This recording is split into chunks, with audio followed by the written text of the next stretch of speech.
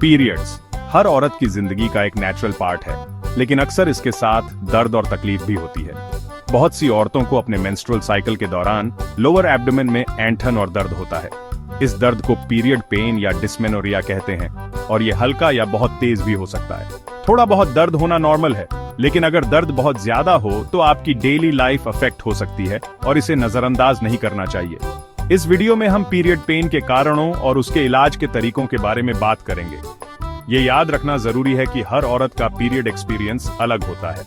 कुछ औरतों को ज्यादा दर्द नहीं होता, जबकि कुछ के लिए ये बहुत तकलीफदेह होता है। अलग अलग तरह के पीरियड पेन, उनके कारण और उनके इलाज के बारे में जानने से औरतें सही मदद ले सकती हैं और अपने दर्द को मैनेज कर सकती हैं। डिस्मेनोरिया, जो पीरियड पेन का मेडिकल टर्म है, इसे दो टाइप्स में डिवाइड किया जाता है, प्राइमरी और सेकेंडरी। प्राइमरी डिस्मेनोरिया सबसे कॉमन टाइप है और इसका कोई अंडरलाइंग मेडिकल कंडीशन नहीं होता। ये आमतौर पर लड़की के पहला पीरियड आने के कुछ साल बाद शुरू होता है और दर्द अक्सर लोअर एब्डोमेन में ऐंठन जैसा होता है। ये ऐंठन यूटेरस के कॉन्ट्रैक्ट होने की वजह से होती है ताकि लाइनिंग शेड हो सके। सेकेंडरी डिस्मेनोरिया दूसरी तरफ किसी अंडरलाइंग मेडिकल कंडीशन की वजह से होता है। एंडोमेट्रियोसिस, पेल्विक इन्फ्लेमेटरी डिजीज या यूटेरिन फाइब्रॉइड्स जैसी कंडीशंस सेकेंडरी डिस्मेनोरिया का कारण बन सकती हैं। प्राइमरी डिस्मेनोरिया के विपरीत सेकेंडरी डिस्मेनोरिया अक्सर बाद में शुरू होता है और दर्द अलग तरह का हो सकता है। ये एक डल एकिंग पेन हो सकता है जो पीठ और पैरों तक फैलता है। इन दोनों तरह के डिस्मेनोरिया में फर्क करना जरूरी है क्योंकि इनके ट्रीटमेंट अप्रोच अलग अलग होते हैं।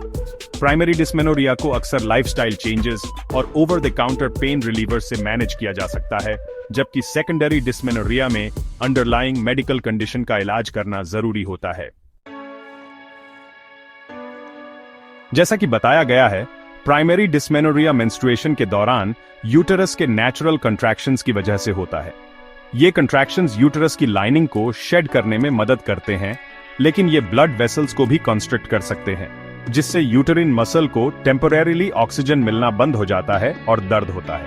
इस प्रोसेस के दौरान रिलीज होने वाले पेन कॉजिंग केमिकल्स, जिन्हें प्रोस्टाग्लैंडिन्स कहते हैं, इन्फ्लेमेशन और दर्द बढ़ाते हैं। सेकेंडरी डिस्मेनोरिया कई अंडरलाइंग मेडिकल कंडीशंस की वजह से होता है। एंडोमेट्रियोसिस, एक कंडीशन जिसमें यूटेरस जैसा टिश्यू यूटेरस के बाहर ग्रो करता है, एक कॉमन कॉज है। पेल्विक इन्फ्लेमेटरी डिजीज, जो फीमेल रिप्रोडक्टिव ऑर्गन्स का एक इन्फेक्शन है, भी दर्दनाक पीरियड्स का कारण बन सकता है। यूटेरिन फाइब्रॉइड्स, जो यूटेरस में नॉन कैंसरस ग्रोथ्स होते हैं, और एडेनोमियोसिस, जिसमें यूटेरिन लाइनिंग यूटेरिन वॉल में ग्रो करती है, ये भी इसके पोटेंशियल कल्प्रिट्स हैं। पीरियड पेन के रूट कॉज को आइडेंटिफाई करना इफेक्टिव ट्रीटमेंट के लिए जरूरी है। अपनी मेंस्ट्रुअल साइकिल, दर्द के टाइप और किसी भी अदर सिम्टम्स पर ध्यान देने से आपके डॉक्टर को एक्यूरेट डायग्नोसिस करने और सही ट्रीटमेंट ऑप्शंस रेकमेंड करने में मदद मिल सकती है। सेक्शन 4, पीरियड पेन का ट्रीटमेंट और मैनेजमेंट। पीरियड पेन का ट्रीटमेंट इसकी सेवेरिटी और इसके प्राइमरी या सेकेंडरी होने पर डिपेंड करता है। प्राइमरी डिस्मेनोरिया के लिए आइबुप्रोफेन या नप्रोक्सिन जैसे over the counter pen relievers अक्सर फर्स्ट लाइन ऑफ ट्रीटमेंट होते हैं। ये मेडिसिन्स प्रोस्टाग्लैंडिन्स के प्रोडक्शन को कम करके दर्द और इन्फ्लेमेशन से रिलीफ देते हैं। आपके doctor hormonal birth control methods जैसे बर्थ कंट्रोल पिल्स या हार्मोनल आईयूडीज रेकमेंड कर सकते हैं ताकि मेंस्ट्रुअल फ्लो और क्रैम्प्स कम हो सकें। ये मेथड्स ओव्यूलेशन को रोककर या यूटेरिन लाइनिंग को थिन करके काम करते हैं। लाइफस्टाइल मॉडिफिकेशंस जैसे रेगुलर एक्सरसाइज, हेल्थी डाइट और स्ट्रेस मैनेजमेंट टेक्निक्स भी पीरियड पेन को कम करने में मदद कर सकते हैं। सेकेंडरी डिस्मेनोरिया के ट्रीटमेंट में अंडरलाइंग मेडिकल कंडीशन का इलाज करना शामिल है। इसमें मेडिसिन, सर्जरी या दोनों का कॉम्बिनेशन शामिल हो सकता है। उदाहरण के लिए एंडोमेट्रियोसिस का इलाज हार्मोन थेरेपी या लैपारोस्कोपिक सर्जरी से किया जा सकता है ताकि एंडोमेट्रियल टिश्यू को रिमूव किया जा सके। अंडरलाइंग कंडीशन का इलाज करने से अक्सर पीरियड पेन से काफी रिलीफ मिलता है। सेक्शन 5, होम रेमेडीज और लाइफस्टाइल चेंजेस। मेडिकल ट्रीटमेंट जरूरी होता है, लेकिन कई होम रेमेडीज और लाइफस्टाइल मॉडिफिकेशंस ट्रेडिशनल ट्रीटमेंट्स के साथ एडिशनल रिलीफ दे सकते हैं। लोअर एब्डोमेन पर हीटिंग पैड या हॉट वाटर बॉटल से हीट लगाने से यूट्रिन मसल्स रिलैक्स हो सकते हैं और ऐंठन कम हो सकती है। जेंटल एक्सरसाइज जैसे वॉकिंग या योगा ब्लड फ्लो को इंप्रूव कर सकता है और दर्द कम कर सकता है। फ्रूट्स, वेजिटेबल्स और होल ग्रेन से भरपूर हेल्थी डाइट लेना भी फायदेमंद होता है। खूब पानी पीकर हाइड्रेटेड रहना जरूरी है, क्योंकि डिहाइड्रेशन ऐंठन को और बढ़ा सकता है। कुछ हर्बल टीज जैसे कैमोमिल और जिंजर टी में एंटी इन्फ्लेमेटरी प्रॉपर्टीज होती हैं जो दर्द से रिलीफ दिला सकती हैं। डीप ब्रीदिंग एक्सरसाइजेज या मेडिटेशन जैसे रिलैक्सेशन टेक्निक्स से स्ट्रेस मैनेज करना हेल्पफुल हो सकता है।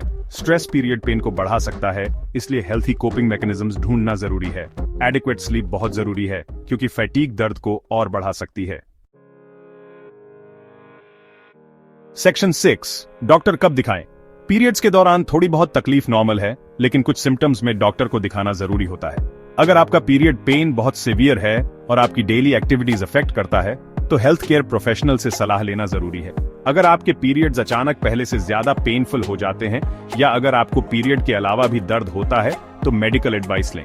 हैवी मेंस्ट्रुअल ब्लीडिंग जिससे हर घंटे पैड या टैम्पॉन सोक हो जाता है, सिवियर पेन जो over the counter pain reliever से कम नहीं होता, या दर्द के साथ fever, foul smelling, vaginal discharge या इंटरकोर्स के दौरान दर्द, ये कुछ अदर रेड फ्लैग्स हैं।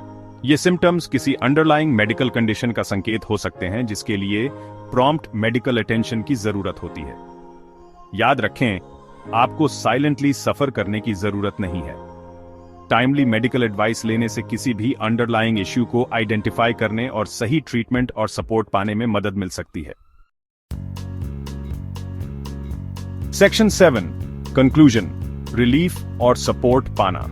पीरियड पेन बहुत सी औरतों के लिए एक कॉमन एक्सपीरियंस है, लेकिन इसे आपकी लाइफ को कंट्रोल करने की जरूरत नहीं है। पीरियड पेन के डिफरेंट टाइप्स, उनके कॉजेज और अवेलेबल ट्रीटमेंट ऑप्शंस को समझने से आप अपनी मेंस्ट्रुअल हेल्थ का ध्यान रख सकती हैं।